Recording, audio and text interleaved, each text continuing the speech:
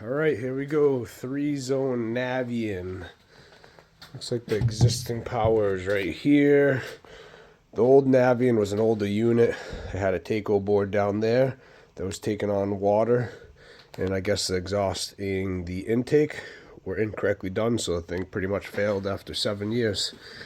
So we're going to get this thing all cleaned up nice. I'm going to try to do a little bit longer video on this. A lot of people asking me about the boilers, how to wire them, so I'm going to see if I can show you the internal components today, what these pumps have involved to them.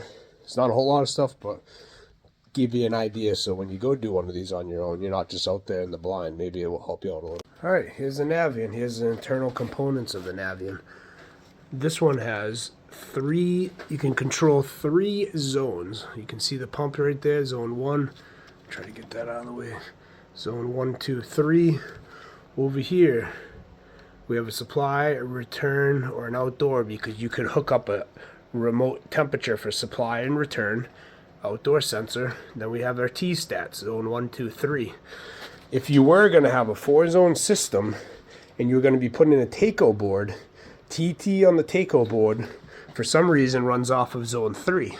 On this side here, you have recirc pump. You got a low water cutoff that you could tie in if you wanted to your condensation pump, so if it was leaking in the customer's basement. And then you have zone valve control right here for zone valves. Here's the system itself. I'm going to put an outlet right here. My panel's over there. I ran a new home run because the old home run was up there, old BX cable. I'm not going to tie into that. I'm just going to cap it and leave it. This will be my new home run right here. Splice box, because I'm going to be putting in my Mars 83904. Then I'll get a piece of flex out the back, down in the bottom. You can see my 3 holes, so you can't see it. There's going to be pump 1, 2, 3, and then we'll control it based on the zones. Here's a T-stat wire, and I'll be boxing those too. You can free air splice these because of the voltage. It's only 24 volts, but I don't do that. So we're going to tie this all in. We'll take some progress as we go. Alright, I got the outlet installed. Straighten that out a little bit.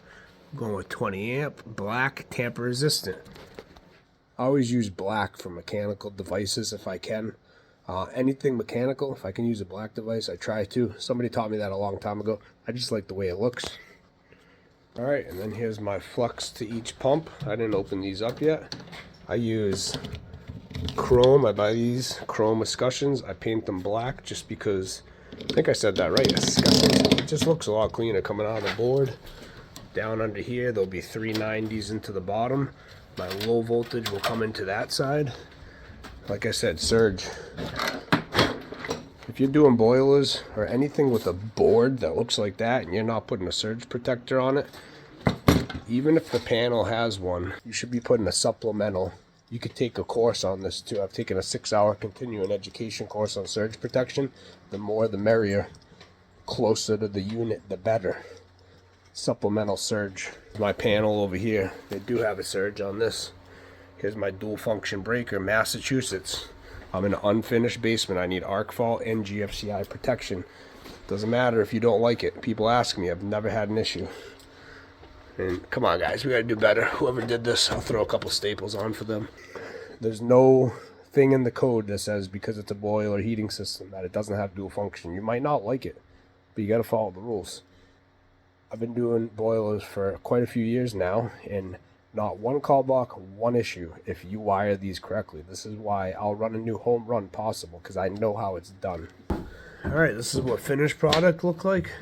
Typically, I would have kept them all the same and came out on the left side of the pump, but where they put this one on the edge, so I just matched the height of those. This is the internal components of these. There's a little clip that plugs in. You got a black and a white. No grounding conductor on these. This is all plastic housing that plugs on. Nice and neat, so when you stand back, you barely see it. It gets a little busy with these Navians underneath right here because 3 zones is the max. You got to kind of spin the connectors and stuff to make it nice and hidden. But that's that. We got this tied in. I'm just going to go fire this up, turn it, and then I'm going to work on the T-stats. T-stats, I drilled holes. I'm going to go this way, through and across, down the back, and sneak those right in right there. My gas pipe, black.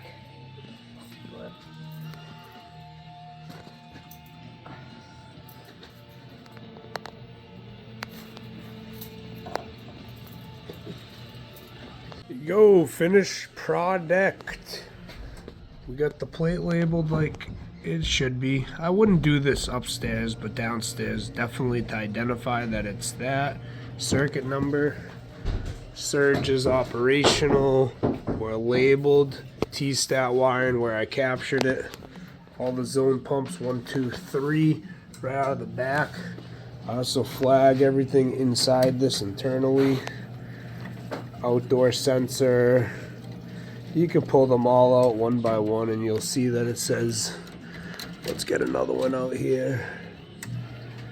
2 second floor, 1's first floor, 3 is the addition. Like I said, here's the T-stat wiring if you're not familiar. Outdoor sensor. Here's each individual zone. Zone 1, 2, 3. I set them up zone 1, 2, 3, and then we'll adjust the T-stats based on that. Dress this up with a little bit of zip tie. Doing a little bit of purging here, getting this thing up and running. And what are we in? We're in a 15-minute cycle.